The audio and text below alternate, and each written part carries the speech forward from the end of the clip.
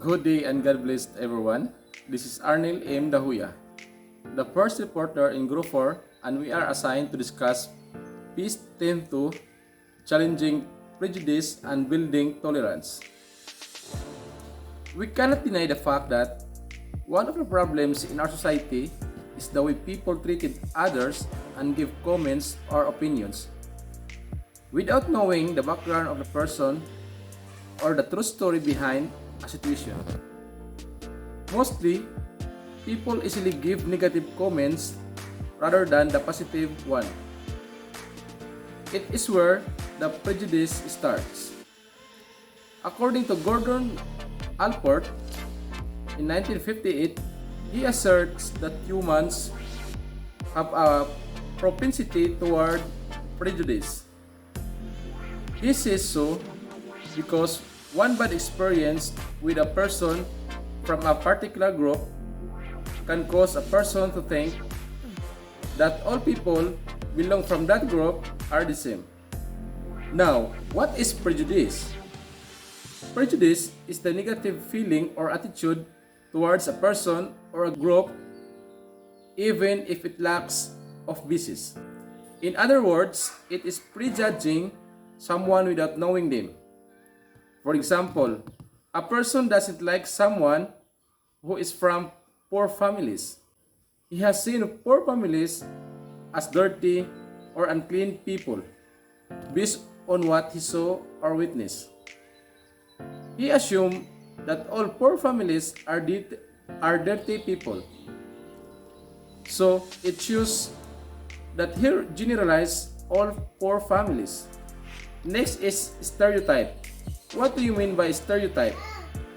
It refers to the negative opinion about a person or group based on incomplete knowledge, or in other words, it is an assumption about what someone will do or how they will behave accordingly.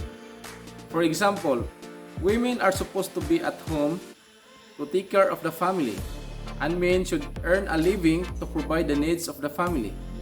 So, there is gender stereotyping between the roles of men and women. Now let's proceed to discrimination. What is discrimination? It refers to the negative actions toward members of a specific social group that may be manifested in avoidance, aversion, or even violence. In Franzoy 1986. For example, an applicant from indigenous group wanted to apply in a company, but the manager did not accept his application because of his identity. He has been discriminated.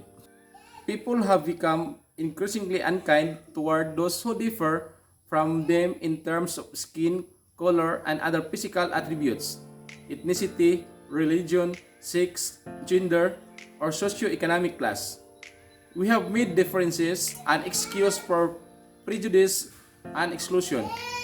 Hence, building tolerance and respect for diversity becomes an imperative in a world where intolerance for differences has become a justification for violence. That's all, and once again, God bless everyone. God bless, ma'am. By the way, my name is Catalina Suman, and I'm the second reporter. And I'll be going to discuss the types of prejudice. First, racism. It is the practice of discriminating against people based on their race or ethnic background. For example, black people are not offered with jobs in countries dominated by white people because they are black. Second, sexism. It is the discrimination based on sex or gender, especially against women and girls.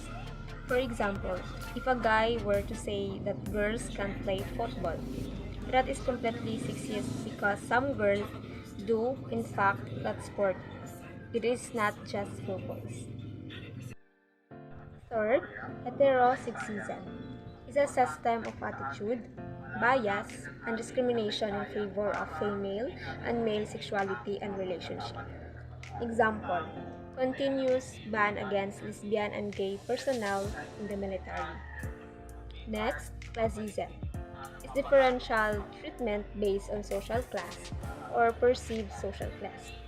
Example of classism include the general cultural and institutional invisibility of poor and working class people. Negative attitudes and beliefs regarding poor and working class people. Next, linguicism. It is the discrimination based on language or dialect. Next is ageism. It is the discrimination against a particular age group and especially the elderly. For example, losing a job because of your age or being refused because of your age. Next, lookism. It is a discrimination based on physical appearance and especially physical appearance believed to fall short or societal notions of beauty. Here's some real-life examples of lookism. Annette McConnell, who weighed 300 pounds, alleged she was terminated because her supervisor said, "People don't like buying from fat people." And the last one is religious intolerance. It is an act of denying the right of people of another religious faith to practice and express their beliefs freely. Religious intolerance is like discrimination based on religion. Hi, good morning, ma'am. By the way, I'm Dago Rosmida Arumpak. We're going to discuss education for tolerance and respect.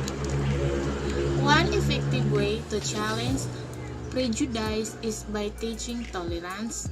Tolerance is not tolerating what is just, but it is respecting, accepting, and appreciating the rich diversity of culture and various forms of human expression. UNESCO 1995.